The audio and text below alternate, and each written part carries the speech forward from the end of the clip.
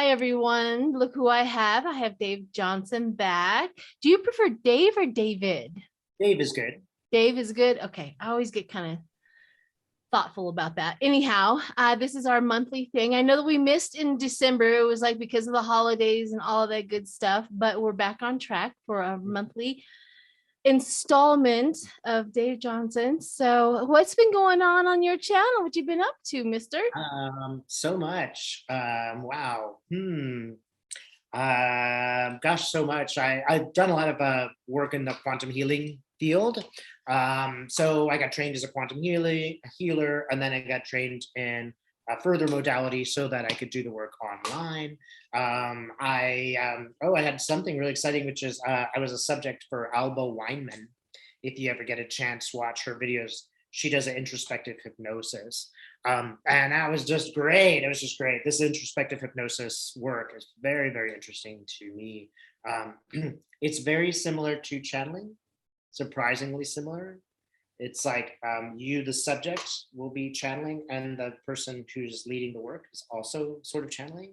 So it's similar to work that we already do. But it was just great to find somebody who already had books written on the subject. So you and I had to sort of invent everything from scratch. This is one who's like, oh, yes, somebody can help me. That kind of work is working out great. Just fighting through the COVID like everybody else. Trying to get a vacation. I did go to Melbourne. So I'm not complaining, right? I am way better off than a lot of people. Right. And I hear that your husband's back to work now because COVID is doing better. Yes, Yeah. it is.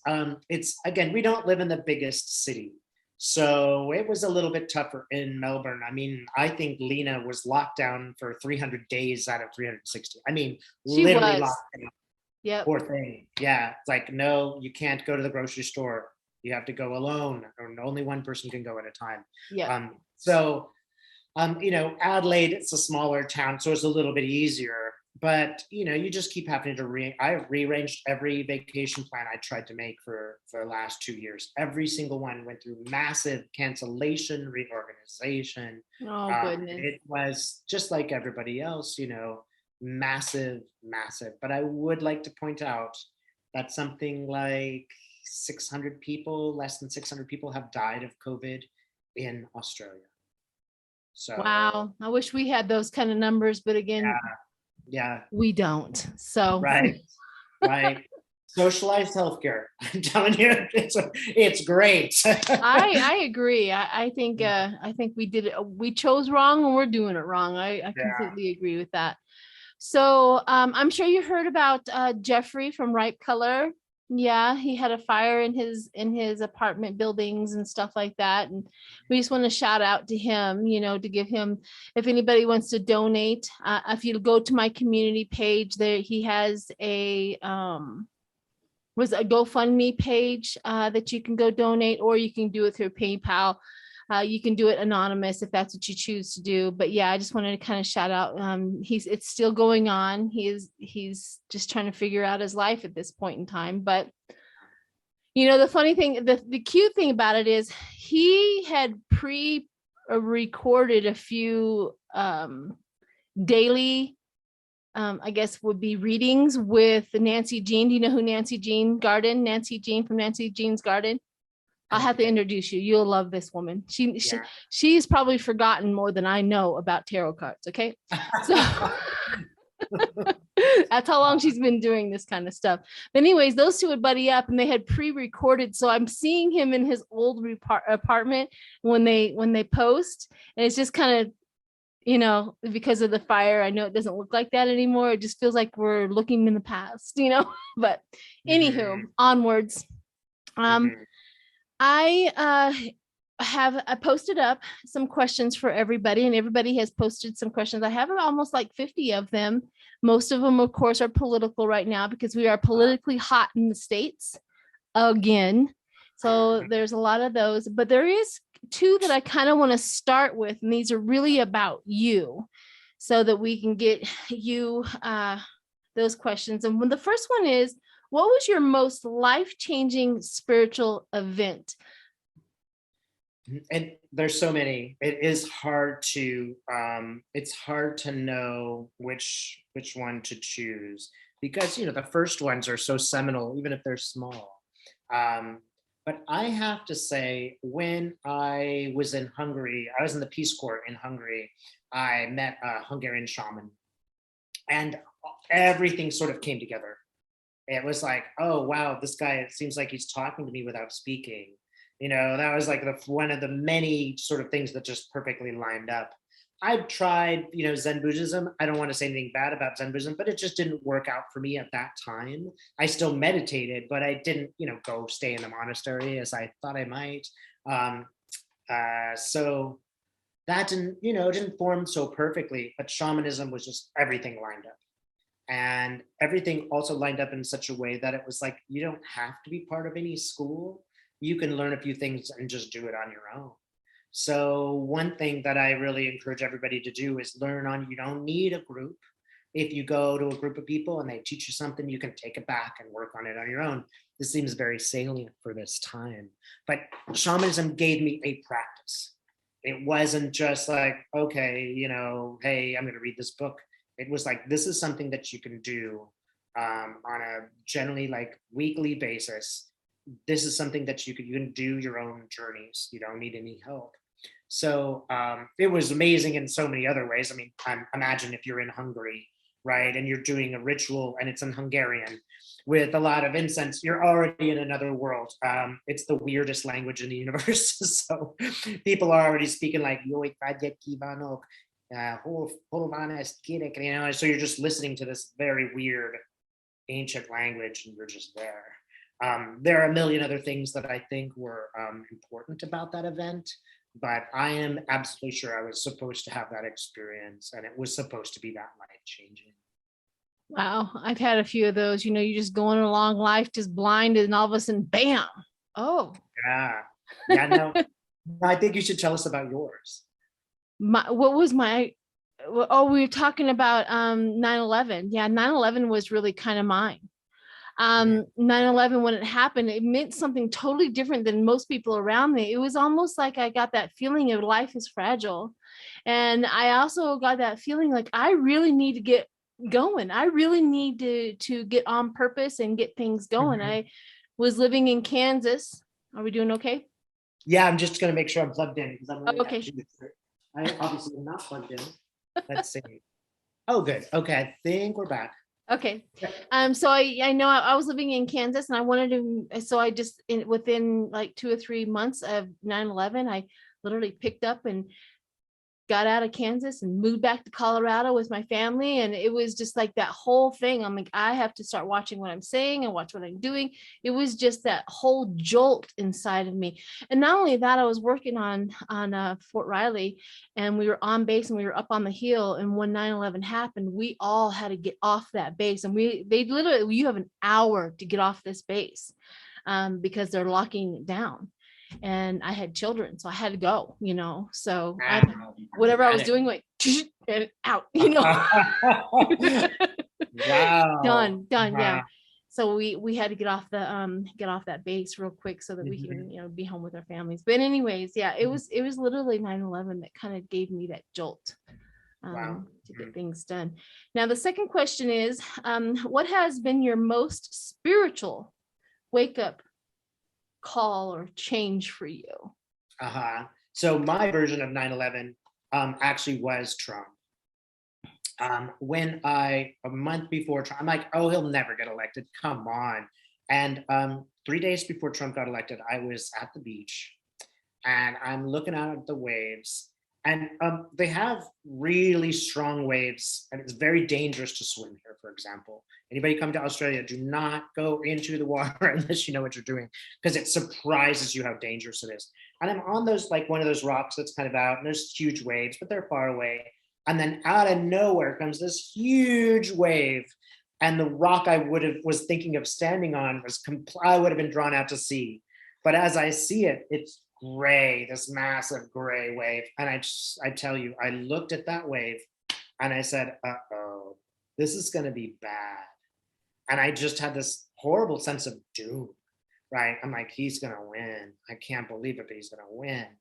And so then I went home, and of course he won, or won in the way that he did win, right? And then I didn't sleep all night. My partner did not sleep all night, and he said maybe it won't be so bad. And I looked at him and I go, it's going to be just as bad as possible. As That'll be another, bad. and that's when I really said I have to change. I have to do something. I have to change my life for myself. This job that I'm doing just doesn't seem to have the same meaning anymore. I really got a very strong feeling this is a matter of just life and death. And I told people that on the phone who became quite angry. Look, it's gonna end in death. He's gonna kill people. I know it, and I just know it. And it was one of those things where you just get Wow. that strong Yeah. intuition. You just know it. I mean, I had people when I said that hang the phone up on me because they were so Yeah. mad, because they didn't like what I said. But I knew that. I just knew it. I could see the death piling up in front of me, and I was like, "This is an emergency." I don't know if it's going to be 50 million or 1 million. It's starting to look like it was 1 million. Right. But I mean, and let's pray that it stops there. I agree. My first moment was, oh my God, he's going to sell us to the highest bidder. Yeah. That was my first thought. He's going to sell us to the highest bidder. And he sure did. Yep. That's He was on his way.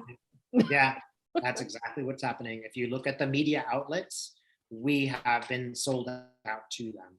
Yep, to the highest bidder. Whoever would paid him the most, that's what he was going to do. Yep. All right. So let's go ahead and get to some other questions that we have. It says, do you see the voting rights pass before the midterm election? I'm getting a very frustrated Biden. And I'm getting a very frustrated population. I'm seeing, and I always forget her name, that lady from Georgia who brought us all the votes. Why I forget her name, I don't know. Come on, Dave. Do you know what I mean? Yeah, but I can't think of her name either. Stacey Abrams. Yeah, there we go. Little brain worm out of there. Stacey Abrams. She's looking quite sad. I see a tear roll down. She is so frustrated, and I just feel so much for her. First of all, sorry, I forgot your name. Second of all, she brought so many votes to this table. She brought so many African Americans to this table. She worked so hard, and she delivered a whole state, both senators, and yet this is what she gets from, frankly, let's be honest, Joe Manchin and Kristen Sinema in return. If there's any reason to break the filibuster, it would be this one.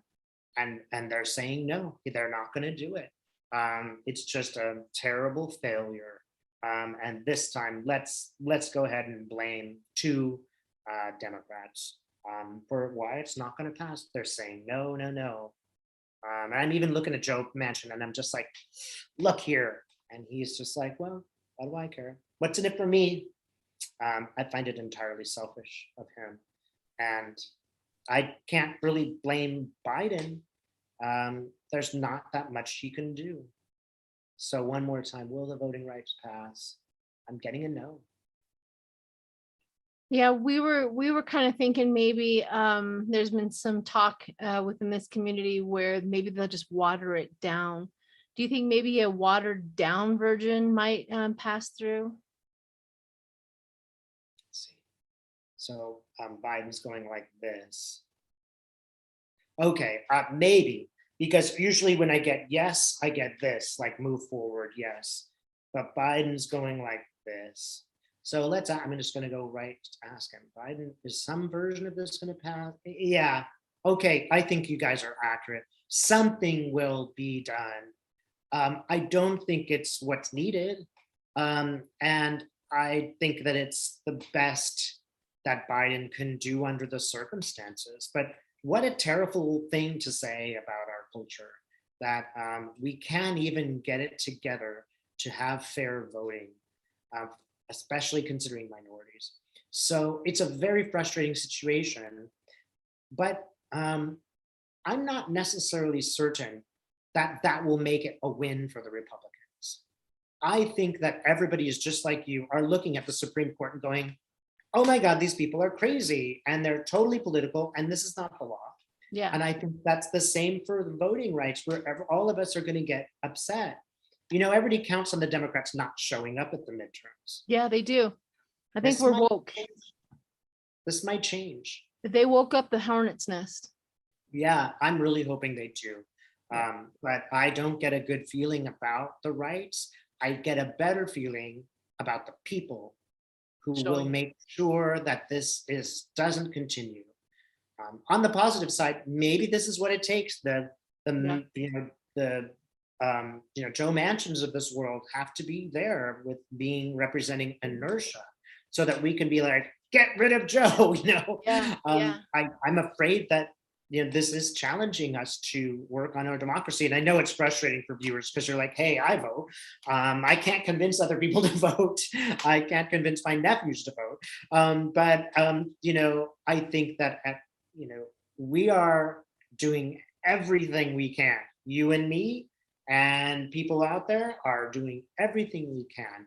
So I have hope that we are being transformed and that we will succeed. Yeah, I think so too. I really do feel like that when the voting comes around, it's really, they're gonna go, oh my gosh, you know what I mean? That's what I feel. I felt that from the beginning. It's outrageous that they're allowed to put limits on our voting. I agree. I cannot see how a just society can allow that to happen. Yeah, they should make it easy and accessible and easy as possible. But no, that's not how they want it. Mm-hmm. All right, so the next one is, what will Marjorie Taylor Greene's life be like once she is no longer in Congress? And this is two parts, I guess. And is she living on the spoils of the Barbies she has taken to vote big interest while in Congress? The bribes. Sorry, not Barbies. Okay. The bribes. The bribes, sure. I don't know why I said Barbie, but the bribes. Well, there's a little bit of Barbiness about her. I tell you, when I tune into her, I see a totally crazed, outraged, frankly, dangerous person. She's just flailing about like with a knife in her hand. I don't think that she's ever going to change. I think that's always going to be her. And one thing that I hope you will, in a way, understand, your life is better than hers in a lot of ways. She will never find true peace. This is a woman, really almost like, I don't believe in demonic possession per se, but I do believe that people can host negative energies. I don't think that there's much Marjorie Taylor Greene actually there. I think it's mostly an emotional reaction and of ego, and that's who she really is. So when this is over, and I'm just going to say she will not last as a political person. Think of Sarah Palin. She's just become a joke.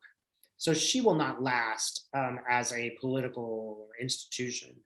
And keep in mind, she's dragging everybody down. She makes all of them look bad every time she opens her mouth.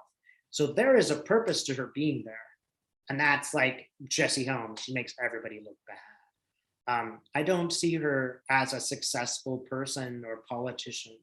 She just seems like a irate failure. And it won't matter whether she's in Congress or out of Congress. We might think of out of Congress, she'll do less harm. But actually in Congress, she is messing up the party, because the people in the middle, they don't want to hear the nonsense about the, Jewish chemtrails.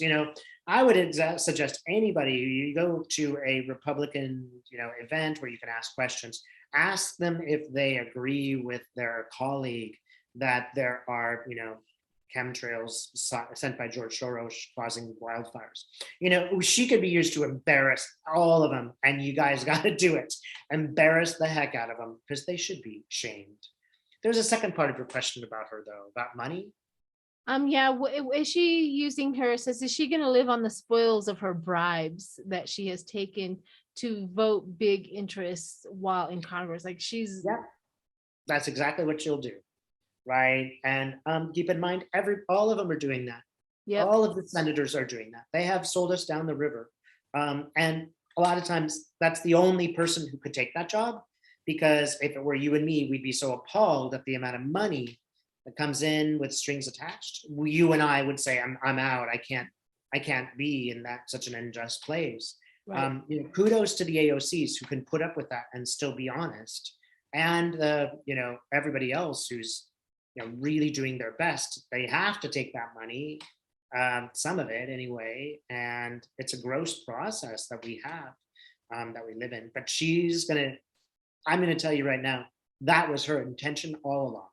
She couldn't care less whether people wear a mask or don't. What she cares about is herself, making money for herself in Congress, out of Congress. And it's not just the money, it's the fame. Everybody adoring you because you are that person. She will. But you know what?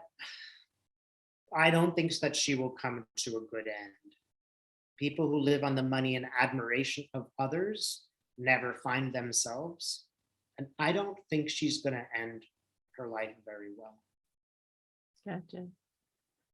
All right, here's one more. It says, is SCOTUS aware how Americans perceiving them? Does SCOTUS aware how Americans perceive them, more biased or more politically motivated than nonpartisan, more judicial? Yeah. So We Americans just are talked seeing, about that. yeah, Americans are seeing the Supreme Court in a particular light. Yeah, And they're losing their clout with us. Yeah, they look political because they're acting political. There's no reason why you would deprive Biden of the ability to protect all of us. Yep. There's no law that says that Biden can't do that. Yep. Obviously we should be protected. So it is, I get that they are aware of this. They are taking smaller steps again, for example, against abortion rights than they would take if everybody were neutral. Like the fact that they're doing stuff the way is starting to make people angry enough at the Supreme Court that they're curtailing their behavior a little bit. So our outrage does help, especially Amy Barrett. She is very aware of this, as well as the guy Roberts. He is especially aware of this. I'll tell you, the other Republicans, they couldn't care less what you think. They have their own agenda. They are righteous, just like the leader of some churches are righteous and they know what's best for their people. Those justices, they would be happy if you hated their guts because they think that they're frankly better than you. They do. They are taught to just ignore what they have to say about you. Yeah. Yes. So here's one. I'm not asking you to go into somebody's death or anything like that, but what the person is asking is Senator Dianne Feinstein the next senator to cross over, or Senator Chuck Grassley? They're just kind of asking to see who, if you don't want to do this, that's fine with me. I'm wondering how we could avoid just the topic of death, because I never want to do that. I mean, I don't want Dianne Feinstein's granddaughter to be watching this and ask her, "Mom, you're going to die." I don't. Yeah, exactly. Yeah, it's kind of a hard one. We can pass it if you. Well, is there a way to ask the question without talking about death? Like which one will leave open a door of power or something? Is that the concern? Yeah, maybe which one which one's seat will be open first? Oh, that's a great way to put it. So it's Dianne Feinstein, or who else? Grassley. Chuck Grassley. Chuck Grassley, who is, he's older than dirt. Right. Yeah. Chuck Grassley. But so is Feinstein. I'd say Chuck is actually going to leave first. I'm surprised. But Chuck, you're going to leave first? He will leave first. He's tired. He is more tired than he lets on. Okay. Well, that answers that. Let's see. The next one is, can you talk about Ascension process, i.e. symptoms changing from carbon to crystalline light? Maybe that's crystalline light bodies, and is there a timeline of completion? Do you know what that is? I'm not entirely certain of your question. I know some of those words, but Ascension. I guess, can right. you talk about ascension? How about just talk about ascension? And then it says the process and the symptoms. And by ascension, I guess what would you define as ascension? I'm not sure exactly what is she talking about ascension like dying? Is she talking about ascension in Spiritual sense? spiritual ascension? I'm not sure. Yeah, I don't know if I'm totally qualified to answer this question because I'm not clear on it. Gotcha. Okay. Let's see. In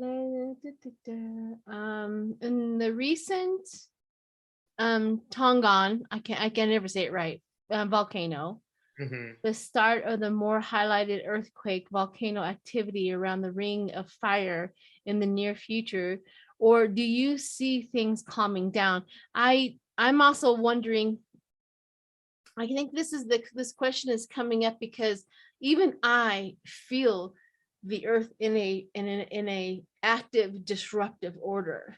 Exactly. So And I I was think what that's what they're talking about. Yeah. what do you see? Look, I mean, all of this, the various variants, the new Omicron, all of them are, the tidal waves. They're all sending us a message that the Earth is changing. If you're really interested in this topic, don't hesitate to read The New Earth. This is by Dolores Cannon. And you'll be amazed. Essentially, 15, 20 years before this happened, we are told that this is going to happen. That literally some people on the planet are going to choose to leave, right? And some people are going to stay but have miserable lives. And some of us are going to shift into the sort of new planet. Now, the new planet is really a new way of being, a new way of thinking. You might think of us and your viewers as that new planet because we're, creating it ourselves in a way, right? We're creating this network, all that stuff. So yeah, it's just, there are these points like Tonga where, boom, it's really obvious what's going on. There's these points where just extreme weather, extreme things, extreme social changes are happening. And so I'm just really getting specific for the Tongan. It's like, it's interesting. It's almost like a message hitting Earth in a really loud way. I get it together. This is important. Pay attention, listen, and I think you and all your viewers, we're all tuning into the massive and really quite stressful changes that are happening right now. If you're finding a need for community now, you are so not alone. Everybody I'm talking to is like, oh my God, oh my God, oh my God, stuff's happening. We thought Trump would be gone and things would slowly go down to normal. Yeah, and it's worse. They didn't allow that. It's worse. They amped it up. They didn't. They were like, they're gonna make Biden's presidency all about Trump. Right. You right. know, Mm-hmm. it's like, but we have to keep a temperature on that boy. Yeah, we have to keep a lookout, or if not, they'll blindside us. Yeah, we should all. I mean, I know it's gonna be really hard to do, but we should all be out there protesting our right to vote. Yeah. I mean, I would, if I could, immediately fly to Georgia and be part of every single demonstration possible. I wish the demonstrations really, the Texas abortion thing is still there. Yeah. That's another one. And we can protest online. That's totally legit. Yeah. But we have to really talk about these things, and I think it makes a difference. We beat Trump. Don't forget, and people always seem to forget. We beat Trump. We did. We did do. I mean, it may not have been as far as we wanted to go, but we really did do something. So that's very true. And I always I said, do you think any of them people went away in 4 years? We're going to gain more 18-year-olds. Are you kidding me? Yeah. Okay, so this one here, they want to know your experience with your guides. So are Mm. like your personal guides, do you have the same guides from the beginning? Have they changed out? How did you meet them? How do you talk to them? All of that. They kind of want your like a short synopsis, I guess, of Sure. your experience with your guides and explain how you and free will with them. Yeah. So there's so many, to see how I can pare this down to a relatively short story here about my guides. First guide that I got was my power animal. So when I first, even before I knew what shamanism was, and I'll tell you it's a male deer, I was go every time I would go to Point Reyes, which is where you can go backpacking near San Francisco. They would come out to meet me. And in Point Reyes, they have these white deer that people have taken from a place where there's snows as pets and brought them to a place, and they don't want to kill them, so they just let them go. So you're in the middle of this green forest, and boom, there's this big old snow white buck in front of you, like, whoa, ghost deer, kind of stuff going on. It's a great place to visit if it's possible. Very mystical place. So then when I started doing shamanic work, that is the animal that turned out to be most connected to me. So that was my primary guide. And when I have any questions about the other guides, I kind of go back to the primary guide and say, hey, what is that thing that I channeled? It is okay, and check that out. This happened. I started to do shamanism regularly. And I did have a couple of sessions with some ancestral medicine people. That's led by Daniel Foor, and it's Foor. If you would be interested in ancestral medicine, I really highly recommend ancestral medicine. And there are practitioners all over the place, even, believe it or not, in Adelaide, Australia, there's some. So the next ones were actually ancestors. So I won't tell you about all of them, but in that session with Daniel, I went, and you go a direction like mom's mom, father's father, and I went father's father's direction. And of course, I had a family tree, which was totally hogwash. Somebody just, paid somebody and they invented some fancy relatives. It was totally fake. So I didn't go where I thought I was going to go. I wound up not in Scotland. I wound up in Britain. And I saw this lady, and she had one of these, a ruff around her neck. And she's like, come here. And she shows me how there's a castle here and a church there. And she had to sneak out at night in between those two places and then just go commune with the animals. Right. And I'm like, wow. Da, da, da. There are other, she's always in the East. I probably shouldn't tell you her name. Maybe I'll keep that private for now. But she's always in the East. I have other ancestors in other directions. And I also have, sort of beings that have come to me. Like there's a Native American woman. I don't have a drop of Native American blood, but there's a Native American woman below. Maybe I can't tell you all of the experiences, but I'll tell you a funny one about the lady in the East. I went with my then partner to Britain, and I still had this family tree and I still believed it. And I was like, I'm in Scotland. I'm not feeling it. I just don't feel a thing in this place. I just don't, oh, well, forget it. That's not useful. But I wound up in Stratford on Avon. The one time we stayed in a historic hotel, it was like from the 1500s. So I go to, we go and we see some Shakespeare. And, I was thinking it'd be one Shakespeare play. Well, they didn't, they don't have all Shakespeare at all times. You just have one. Judi Dench was the main actress, and she was so good. You could have taken a 10-year-old to this Merry Wives of Windsor, and they would have had a blast. It was so good, right? It was so much fun. And at the end, there she is singing with this ruff. And I didn't really think that much of it, but I get back to the hotel room, and there's a picture of Queen Elizabeth on one side of a window and a picture of Queen Elizabeth on the other side of the window, right? And I was kind of joking, two queens, two gay guys, ha ha ha. And then I was like, that actually, she always wears a ruff. Here they are. And I just saw Judi Dench in this, how interesting. And as I did this, the door opens of its own accord against a spring. So it's like got a spring door and it's like, my partner was totally scientific because he was really intuitive. And then the window latch opens and the window full on opens and a gust of wind comes in. And that's when he grabs me. Oh my God. And I'm like, no, no worries. I think I know who it is. And so I just like sat on the floor and she, now later on talking about this experience, I didn't see her, but of course, Mr. Scientist did. So I'm telling the story about it. And he's like, you didn't see her? And I go, no. And he goes, a white robed figure with a ruff walked through your body. And he's like, that's why I was freaking out so much. And I was like, yep, that was her. And she was just letting me know that, she's there. And I didn't, I literally did not have an ounce of fear. It was just total excitement that she had visited me. Wow. Now, Man in the Moon came actually Man in the Moon showed up, but I didn't know who he was. That's been one of the questions. Do they interchange? Like throughout your whole life, do they kind of like show up for this portion and somebody else shows up for that portion? And I've had that experience too. I think I have the same guides as I did when I was a teenager. That's a good question. I think I wore them out. They're like, hey, no, the baton's yours. Graduation, you're going to junior high now. I'm not doing it. Yeah, they're all like, I'm not doing it. Draw straws. I'm gonna say they're mostly all present.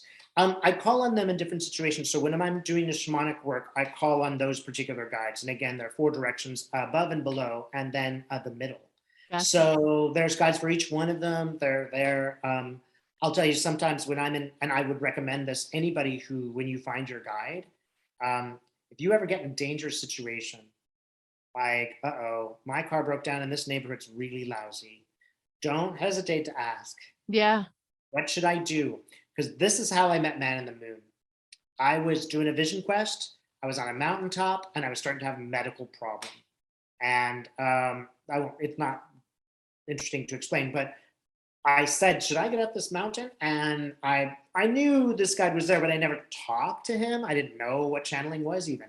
And this is the time I'm like, this is important. And he's like, get off this mountain now. And by the time I got to the bottom of the mountain, I literally fainted into the arms of the person who was running this thing. I just needed some food because you're supposed to not eat on the mountain. Oh. And something happened because of an operation I'd had 3 weeks ago. I was starting to gas myself with the few cells that had any energy in it. I was starting to knock myself out. So I'm going to say more are added, but for me, no one ever left. I still use all of them, right? They still all feel very present. And I feel like Man in the Moon is a collective. I don't think it's just Man in the Moon. I think it's almost like all of these beings, reflected back to us from the earth. If you think of, would they believe the moon was actually created as a chunk of the earth? Like an asteroid hit it and created this big old ball, right? So really it's a part of us that's become disconnected and we're just reconnecting. Right. Well, we're tethered. That's what I always say. We're tethered. We're tethered for life. Yeah. And that's what spirit and I'm tethered to the spirit world as well for life. Mm-hmm. So yeah. Mm-hmm. All right. So let's see. We're about an hour and 15 minutes in. So you want to do a couple of more? Sure. How are we doing? Maybe I'm going to say one more thing about that. Yeah. There is one time where a spirit wanted to be channeled and I said no, right? It did not give me a good feeling. I didn't like how I was being manipulated. It showed up when I did not ask. So one thing that I would recommend to everyone is just, you don't need to take the, spirit that just shows up. If that spirit's not right for you, you just go, no, thank you. And the right one will show up. Remember, there's a balance here. It's not about them controlling us. We have to be here on earth and we have to say, all right, I'm channeling you because I think that you're good and you're going to work with me. Right. So, there was one time when I'm like, it was just a little bit, it was giving information, but it was a little bit lower vibration. Yeah. Yeah. We do have to be, if you don't know what you're doing, and that doesn't mean that, you got to be prayed up and, protected up before you kind of go into that. Yeah. And feel it in your heart. Yeah. It comes a different way. I can't explain it for anybody else, but I do know I know when spirit comes in a different way and when something else comes in a different way. I just, you just tether, you start learning which way they're coming in. And usually I can depict it. I just have to be quiet with myself and learn about myself Right. before I learn about you. And Right. then I'm able to go forward in that. I totally agree. I'm trying to go through a little of these. Sure. People are kind of asking when will the earthquake show up, and I'm like, I don't know if we're privy to when an earthquake is going to go off. But Right. It might not be in the highest good for us to know that. no, I don't think that's something. We just know that there's a disturbance and things are going to happen, like the tsunami. I did a remote view, and this is when the La Palma volcano was still erupting, and I had a remote view on the La Palma that was going to last for a while, longer than it ever has, and it did. And then what came in too was a tsunami, and I'm like, I don't know if it's attached to this volcano, but it is Mhm. attached to a volcano, and Mhm. then the one that just happened, the tsunami. So I was Right. able to remote view that, but I can't give you a timelines and stuff like that. Mhm. So that was pretty cool on my part. Let's see. I'm trying to find a really good homelessness. Mhm. That's a really good question. This is something that I've been wondering for a while. What do you experience? What do you think truly creates somebody to want to be homeless? Because there is those who choose homelessness. There's Mhm. those who don't, and they're in horrible situations. But if you go up to some homeless people, they're like, I don't want a job. I don't want to be back in there. What makes them choose to be homeless? Uh-huh. Among other things, really bad experiences with other humans, right? So if you talk to those people who are, in that homeless situation, most of them, well, they've given up on their lives because things happened to them that were so debilitating to them as children that they feel they can't overcome it, right? And I mean, think of all of our lives at the darkest moments where we were just ready to give up, and that's just what's happened. Like, they don't want to commit harakiri, they don't want to end their lives per se. They just choose to, give up. And you can look at the tough stuff in our life and you can see why a person would choose to give up. I don't want to encourage people to do that, obviously, No. but let's take a further look. And it's hard to say because it's going to be different for every person. The first thing I get is a slap across the face. Child abuse. I have to say, in my experience working in this job, child abuse is really the scourge of humanity. If people stopped hitting their kids, Trump would not be Trump. If people stopped, treating people in the way that they do treat them. And think of the society we live in, which is so obsessed. It is so obsessed with money. I was watching a video about a poor guy. This is on Vice.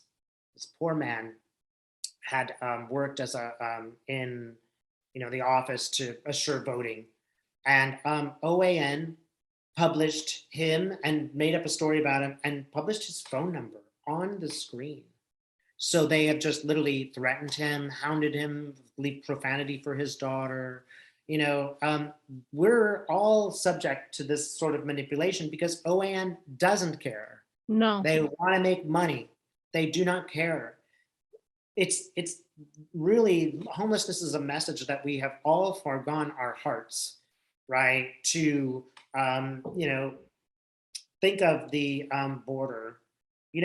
I can understand why we have to have a border policy. We can't take up every single person from South America, Right. but that's not a judgment upon them. If I were a kid in, Guatemala and, everybody around me was a drug dealer and I was going to have to become a prostitute, I'd walk free countries there. Right. I'm the police officer. Obviously, I have to follow the same rules as everybody else, but at least I could do it with compassion. At least I could say, well, maybe you can't come into this country, but the United Nations needs to build a place here in Mexico where these people can go, they can be trained, they can get educated. I agree. Um, you know, there are so many things that are contributing to homelessness. California, we did not have a homeless problem until Ronald Reagan. And Ronald Reagan opened the doors and let all of those people in the psych wards just push them out into the street. They had nowhere else to go. And those people did not choose. They're just schizophrenic, Yeah. right? They just had, terrible, terrible, terrible childhoods like Sybil, and they couldn't, their hearts couldn't overcome that. Right. So, obviously, people have to be responsible for their choices. Much of that's going to be just, in my experience living in San Francisco, addictions. Why are they doing the addictions? They're doing it to escape. What are they escaping from? Themselves, their pasts, whatever is around. They don't see a way out. Again, we have to be responsible for our choices. I agree. I think responsibility. We have come across a lot of people who do not want to take responsibility for their actions. They don't want to take responsibility for their life. They don't want to take responsibility for anything that they, I'm on board with anybody who wants to build a van and, and put their home in a van and drive across the country, go do that. I'm on board with that. But your van has to have insurance. You know what I mean? Your van has to be legal to drive. You can't drink. You know what I mean? You have to still follow the rules and the regulations that place us all in protection.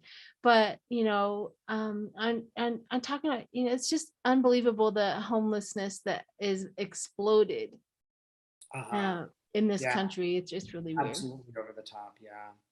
Okay, so we have, I'm going to do one more here and then we'll kind of slow it down here. It says in 2018, on July 4th, the Republican lawmakers went to Moscow. Mm-hmm. Will we ever find out why, and can you see why? First word that comes out is money. That's why they went to Moscow. So already that completely indicts them. American politicians should not be going to a foreign country for money, right?